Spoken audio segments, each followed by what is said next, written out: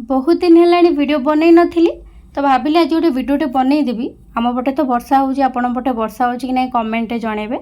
तो बापा रोही माछ नहीं आसले, मु भजा भजी करी भलसे मसला कषा कषी करी तरकारी बनई देइथिली। तापरे बापा बोरा खाइबा को देकी आमे तीन भणी बसी पड़लु खाइबा। खाई टिके शोई पड़ती, उठी देखला गछरे बहुत सारा पिजुली पाची, कहीं वर्षा हेले टिके जल्दी पिजुली पाची जाए ना।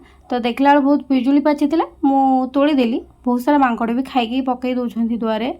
तो पिजुली तोला तोली करदेला सान भूणी एपटे दुआर ओलाली करदेला। मु बासन मजामजी करके बारी बुलूली। बहुत सारा घास तो होता आपण मैंने पूर्व वीडियो देखिथे। तो बारीटा टी आम सफा कर देचु, किछि फसल लगेबू।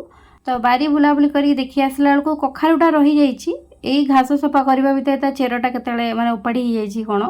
तो मु कखारुटा नहीं आसिकी नटाटा नहीं पकई देइथिली। तो ए वर्ष तो बेसी नहीं, 4-5टा खंडे कखारु होता छोट छोट साइजर। तो मुझे गोटा लास्ट होता आणिकी धुआ धुई करके घरे रखीदेली। तापर जाइकी किछि आंब तोड़ी देइथिलु बारी, कहीं आंब गुड़ा पाकल हो गलानी, झड़ी पड़ी भी, मांकड़ भी खाई पकई दौरान। तो एति खंडे तोड़ी नहीं आसलु, आउ किछिटा रहिला पछरे तोड़ा हम। तो संध्या किछि कोबी पकोड़ा बनै जाइथिली, वर्षा पाग थिला ना, समस्ते कहले खाइबे। तो ये कोबी पकोड़ा बनै सारा आमे 3 जण जाके बसी खाई देइथिलु। बाय।